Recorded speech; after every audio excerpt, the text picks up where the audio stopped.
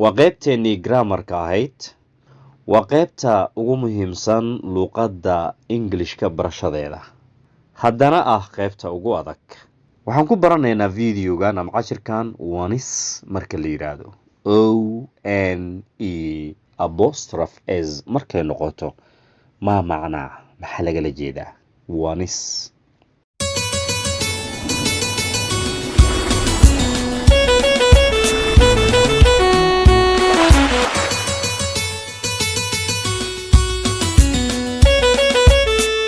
Assalamu alaikum warahmatullahi wabarakatuh. Welcome back to English with Susman official channel. وقيبتني جرامر كاهيد وقيبتني نحوها ugu muhiimsan barashada luqadda sidan hore u sheegay. Waxaan ku baranaynaa videogan ama cashirkan wanis marka la yiraahdo o n e apostrophe s markay noqoto ma macnaa maxaa lagala jeedaa wanis haddii aan macneeyo macnaheedu saxda waxa weeyaan lahaansho mid wixiisa exactly wanis the positive adjective sifaha lahaanshaha wanis is more commonly used ayaa loo isticmaalaa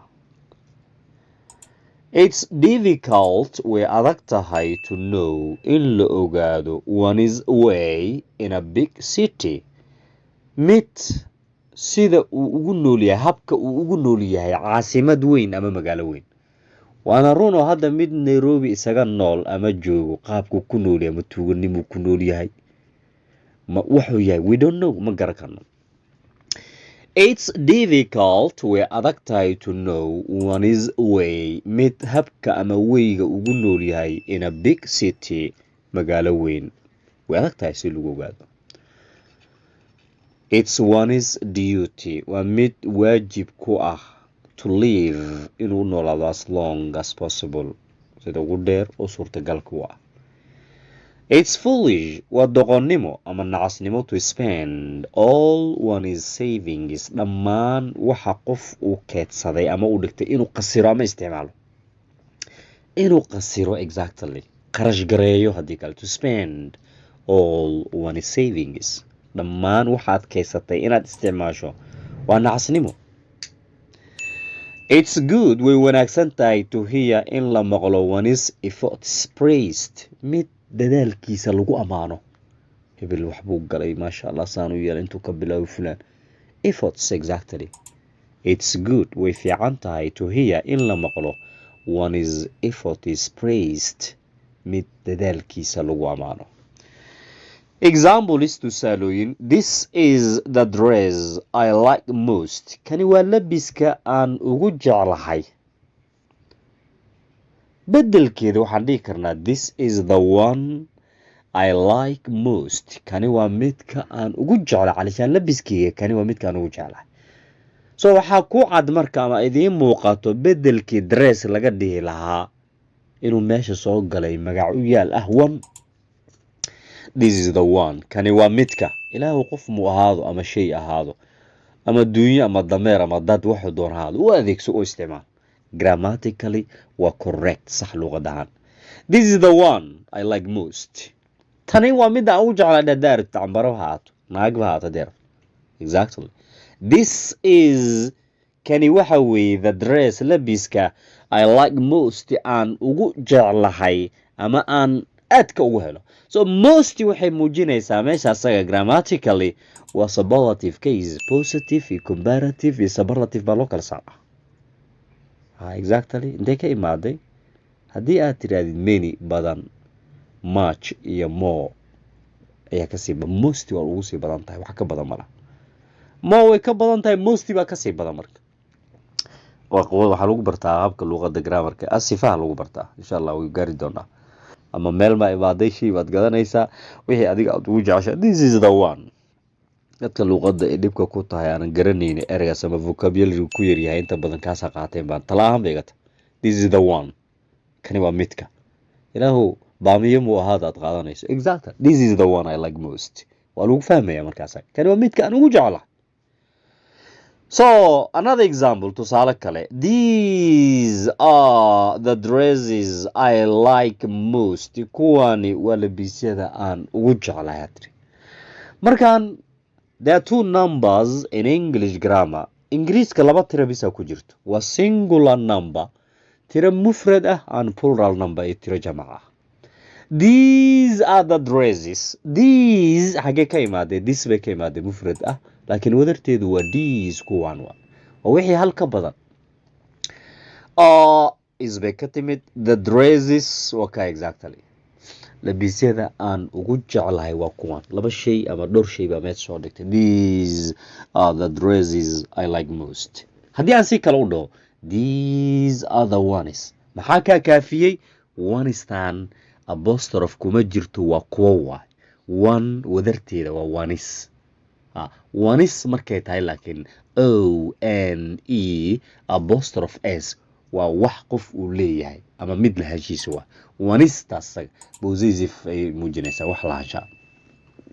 So these are the ones, kuwani waa kuwa I like most, aan ugu jeclahay. Waaya, he is the person I admire most. Isaga waa shakhsiga ama qofka aan aadka u damaaciyo. He is the person I admire. damaacinta wey. macnaha qofka haddii soo jiidashadiisa ay maaragtay ay ku qaadato, haddii hal raacdo. Exactly, this is the person I admire most. Kani waa midka aan ugu damaaciyo. shakhsi baa laga hadla markaas. He is the one aan dhahno marka. He is the one. Isaga waa midka I admire most, aan ugu damaaciyo. Islaam baa arrintan ka hadlaysa marka asaga. Rag waxa uu maqusay. nin kale ma damaaci karaa? waa markaan gender galna arrimahaas waa arrimo naga waaweyn. hana marka he is the one. isaga waa midka I admire most, aan ugu damaaciyo. Exactly. Well, maxaa noo xiga marka asaga? These apples, tufaaxyadani, are better than those. kuwaas way ka fiican yihiin. way fiican tahay laba shay inaad barbardhigi karto. hadaad isbarbardhigi karin everkaadaa tahay. maxaa lagula jeedaa? These apples markaad tirahdid, these waa adjective waa markaas asaga. sifo maxay sifeynaysaa? apples oo noun ismi ah. are better than, maxaa imaaday? comparative case baa imaaday. shaygii hore good buu ahaa, laakiin better ayaa imaad markaan ka wanaagsan, ka fiican than those, kuwaas. haye these ones haddaan dhaha ka war kuwan, meeshaan ka dhihi lahaa these apples, ilaahu may ahdaan these houses, haye these things, these trees, these waxaan, these cars, gawaarida. waxaan leeyahay these ones, kuwan aan iska soo qaatay, magacyaalaha u soo qaatay. These ones are better than those. kuwaas way ka wanaagsan yihiin. Great. waxaanoo imaaday which pen is yours baan ku yidhi. waa kuu imaaday which pen is yours. kee baa qalinkaada hawa? laba qalin oo wada buluug ah meesha yaal. which pen is yours. kee baa kaada ah? waxaan dhihi karaa marka which one. haddana meeshaan ka dhihi lahaa ben oo ismiga aan sheegi lahaa. ilan which waa adjective si fiican meesha usoo gelaysaa. ben markay imaadane waa ismigii, waa noun. is waa verb to be. yours maxay noqonaysaa markaasaga? waa possessive pronoun. saddex lahaanshaa jirto: possessive noun, possessive pronoun iyo possessive adjective. wixii kale waa jeebkaada. maxaa marka dhahda which pen is yours? haddii meeshaan taal mobile iyana labo Samsung ay yihiin isku GB yihiin, which mobile is yours dheh, ama which one is yours dheh. kee baa kaada ah? which one is yours. mid kee baa kaada ah? waayahay, maxaa u gudbayna marka? some other uses aan u gudbayna. xoogaa kaloo isticmaala ah. alif la kordhabe, alif loos dhabe, alif la gode.